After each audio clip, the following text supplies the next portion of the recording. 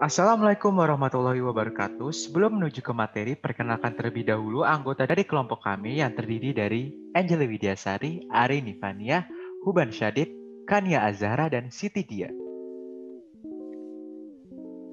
Yang pertama ada pengertian dan fungsi data. Pada dasarnya, data adalah kumpulan informasi atau keterangan-keterangan dari suatu hal yang diperoleh melalui pengamatan atau pencarian ke sumber-sumber tertentu.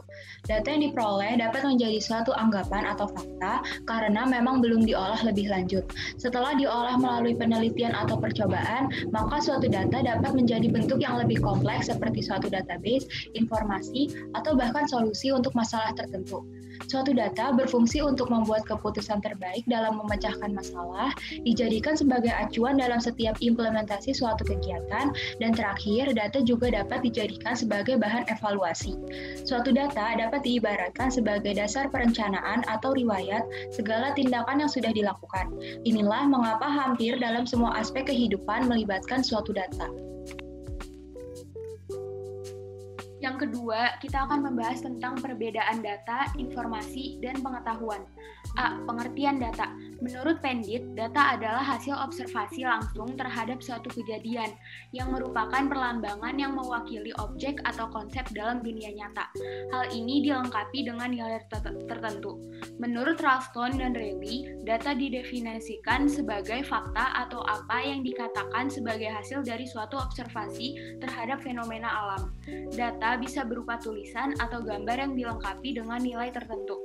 B. Informasi. Informasi adalah kumpulan data yang terstruktur untuk memperlihatkan hubungan-hubungan entitas.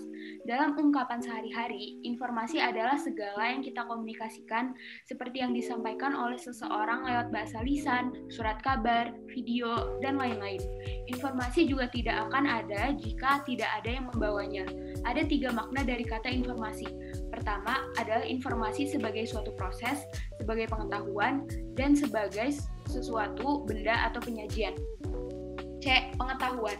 Pengetahuan adalah sesuatu yang digunakan manusia untuk memahami dunia, yang dapat diubah-ubah berdasarkan informasi yang diterima. Dengan demikian, informasi dan data merupakan sarana baku untuk menunjang dan meningkatkan kegiatan bidang ilmu pengetahuan, kebudayaan, dan teknologi. 3. Metode pengumpulan data. Metode pengumpulan data terbagi menjadi 2, yaitu metode kuantitatif dan metode kualitatif.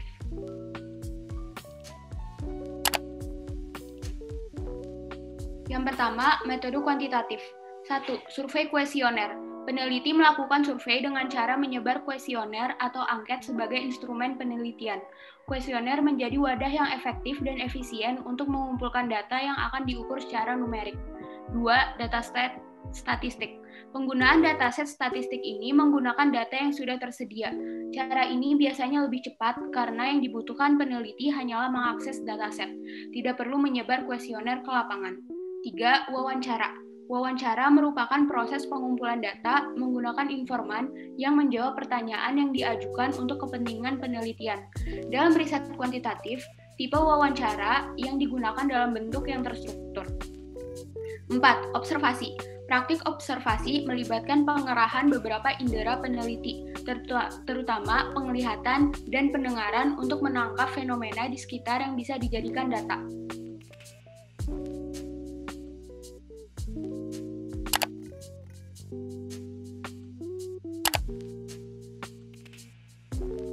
Yang kedua yaitu metode kualitatif. 1. Teknik wawancara. Teknik yang dilakukan dalam penelitian kualitatif adalah wawancara mendalam yang merupakan proses memperoleh keterangan untuk tujuan penelitian. Wawancara dengan cara tanya jawab, sambil bertatap muka dengan mengajukan pertanyaan yang telah disiapkan dan memberikan pertanyaan lagi. Ketika informan memberikan jawaban, tanya semua kepada informan untuk memenuhi kebutuhan data yang diperlukan. 2. Observasi. Observasi merupakan proses peneliti dalam melihat situasi penelitian. Informasi yang diperoleh dari hasil observasi adalah tempat, pelaku, kegiatan, atau peristiwa, dan waktu. 3. Teknik dokumen. Dokumen merupakan sumber data yang digunakan untuk melengkapi penelitian, berupa sumber tertulis, film, dan gambar. Dokumen tersebut akan memberikan informasi bagi proses penelitian. 4. Teknik triangulasi.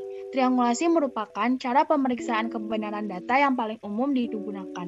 Cara ini dilakukan dengan pengumpulan data dari beragam sumber yang berbeda, dengan menggunakan suatu metode yang sama. Peneliti menggunakan observasi, wawancara mendalam, dan dokumentasi untuk sumber data yang sama secara serempak.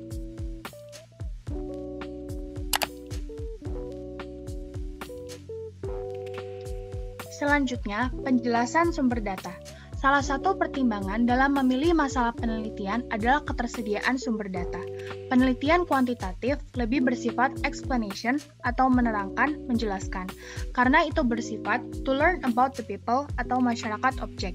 Sedangkan penelitian kualitatif lebih bersifat understanding atau memahami terhadap fenomena atau gejala sosial.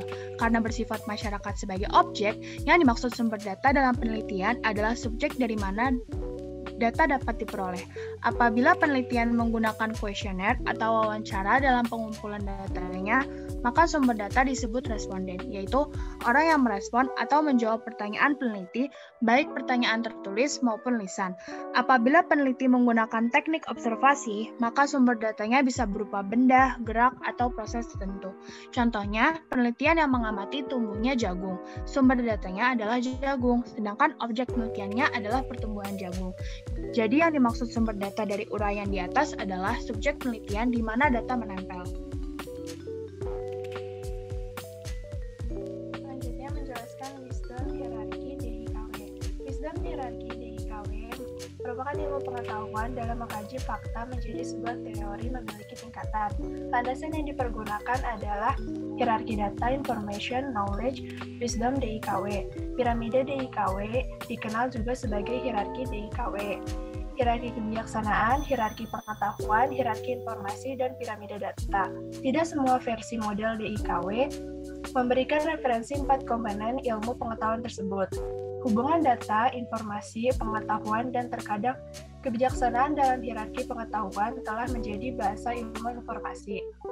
Tahun 1987, Milan Zeleny berkebangsaan Slovakia memetakan elemen pengetahuan ke dalam hierarki pembentukan ilmu pengetahuan, yaitu know-thing, know-what, know-how, dan know-why. Pada konsep DIKW, fakta-fakta yang terjadi diformulasikan menjadi sebuah data. Formulasi fakta ini dicatat dan direkam dalam berbagai bentuk data seperti teks, angka, gambar, suara, video, dan simbol.